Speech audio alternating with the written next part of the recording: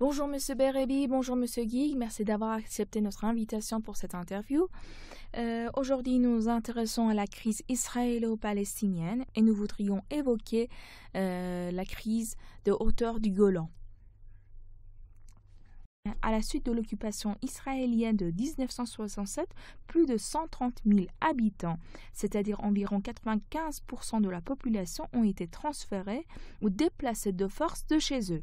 L'armée israélienne a entamé une vaste campagne de démolition de leurs maisons, détruit 340 villages et fermes, et puis ils ont remplacé ces maisons par des colonies agricoles israéliennes. Mais en 1981, Israël a décrété la loi des hauteurs du Golan qui impliquait l'annexion du territoire de ce territoire dans l'État d'Israël. Action contestée par tous les gouvernements et reconnue comme illégale et condamnée par le Conseil de sécurité de l'ONU. Qu'en pensez-vous? Ça, c'est pour éviter que les Syriens nous bombardent. Ils ont la mauvaise habitude, quand ils étaient sur le plateau du Golan, de bombarder Israël. Maintenant, ils ne peuvent plus le faire, c'est tout. Alors, vous dites que c'est pour votre sécurité que vous avez occupé les Golan, le plateau du Golan? C'est pour cette raison, c'est tout. C'est-à-dire, vous avez déplacé la population locale pour votre sécurité, parce que vous vous sentiez menacé par ce Avant, ils nous bombardaient des hauteurs du Golan. Maintenant, ils ne peuvent plus le faire. Mais alors, pourquoi les soldats israéliens tirent sur des gens non armés et qui n'ont rien dans la main et occupent leur maison? C'est pas vrai, ça. Mais si c'est pour... Non, c'est pas vrai, c'est pas vrai. Il y a plein de Palestiniens. Moi, je travaille avec des Palestiniens. Je travaille dans le bâtiment, je travaille avec des Palestiniens. Et ce qu'on vous dit à la télévision, dans les journaux, c'est pas vrai. Je travaille avec eux. Je travaille. Je mange avec eux, je bois. Si c'est pour prévoir votre sécurité, comment expliquez-vous que vous faites venir de partout dans le monde, du Yémen, de l'Afrique et de partout dans le monde, les Juifs, vous les invitez à venir en Israël et vous les faites installer dans des colonies construites sur cette terre occupée? Parce que les Palestiniens, ils sont tous originaires des pays limitrophes. Ils sont tous Jordaniens, Égyptiens, Libanais, Syriens, il y en a même d'Afrique du Nord. C'est eux qui sont les colonistes, c'est eux qui sont venus s'installer pour nous gêner. Non, mais on ne peut pas entendre des choses pareilles sans avoir envie de rire ou de pleurer.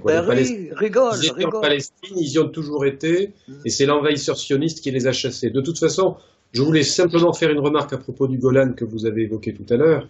Madame, le Golan a été occupé, colonisé, annexé en toute illégalité par l'État d'Israël, après la guerre de 67, comme on le sait, et il sera un jour libéré parce que toutes les luttes de décolonisation, toutes les luttes anticoloniales finissent par triompher. Israël sera chassé des terres qu'il occupe illégalement, comme... Vous êtes musulman, vous? Il est musulman, le monsieur qui parle? Je ne crois pas, mais c'est à Monsieur Guy qu'il faut poser cette question. Ça n'est pas la question. Non, mais ça m'intéresse, Je refuse de répondre à cette question. Mais non, mais ça m'intéresse. Moi, je vous dis, je suis juif israélien. Répondez à la question. Et je ne vous demande pas votre orientation sexuelle. Ça n'a aucun intérêt. Moi, ça m'intéresse de savoir avec qui je parle. Ça ne vous regarde pas. Je parle avec un musulman. Vous savez bien qu'avec un musulman, on ne peut pas parler de rien. Monsieur Berebi, pensez-vous que le tort ou la raison d'un parole a un lien avec la religion? On ne peut pas avoir raison si on est musulman? Mais bien sûr. À mon avis, les Arabes ne peuvent pas supporter un État juif à côté d'eux. Eux, ils vivent en Europe. Eux, ils vivent en France et en Europe d'une façon assez envahissante. Et ils ne peuvent pas supporter qu'il y ait des juifs ou des chrétiens qui vivent chez eux. Vous faites pas tant de ménage quand ils tuent des chrétiens, en fait. Moi, je suis pas chrétien, ça va. Mais vous... vous croyez qu'on ne couvre pas les infos ou les événements dont les Israéliens ou même les Juifs sont ciblés et sont des victimes? Vous n'en parlez pas beaucoup quand ils tuent des chrétiens.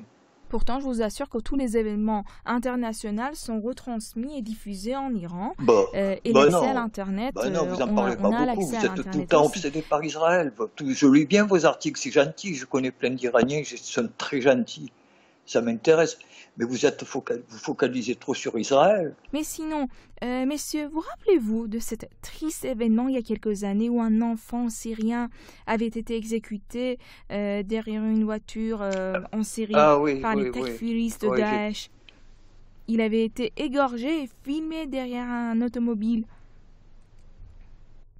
Figurez-vous qu'en contactant plusieurs analystes et surtout des journalistes, nous avons su qu'environ une semaine avant ce triste et douloureux événement de l'assassinat du petit Syrien, il y a eu un enfant palestinien qui avait été kidnappé et exécuté d'une façon vraiment tragique par les colons israéliens. Et pour que cette information soit tue et non transmise, oui, les Israéliens, oui, absolument. Figurez-vous que c'est les Israéliens qui ont tué le petit gosse. Des Daeshistes, ces takfiristes Daeshistes avaient eu l'ordre de faire cet assassinat, cet assassinat envers cet enfant de cette manière, et de le filmer, et de le diffuser sur l'internet et dans les médias pour faire un boom médiatique et couvrir le crime des Israéliens. Des colons israéliens. Non, je l'ai pas entendu, non. Et puis, c'est pas dans la mentalité des Israéliens de faire des trucs pareils. Ça, j'ai du mal à le croire. J'ai beaucoup de mal à le croire. Oui, des Israéliens. Et vous voyez, cette information n'a pas du tout été couverte en Israël. Et vous, monsieur Kik, avez-vous entendu cette info? Oui, absolument. De toute façon, une des spécialités de l'armée israélienne, c'est le massacre d'enfants, de préférence avec des bombes au phosphore blanc, comme à Gaza, où il y a eu 450 enfants tués. Lors de la dernière offensive, il y en avait eu autant lors de la précédente. L'armée israélienne est une armée de lâches qui semble prendre en priorité des enfants.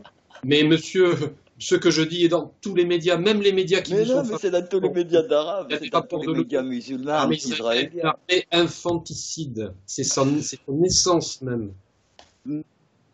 Est-ce que le monsieur, il sait qu'avant en 2014, avant la dernière attaque à Gaza, ils nous ont envoyé presque 4000 roquettes avant qu'on commence 4000 roquettes. Et moi, j'en ai reçu une près de chez moi. Monsieur Berebi, vous évoquez la question sécuritaire. Pouvez-vous nous dire, s'il vous plaît, depuis le début de la crise israélo-palestinienne, combien de Palestiniens sont à tel point privés de sécurité qu'ils en perdent leur vie?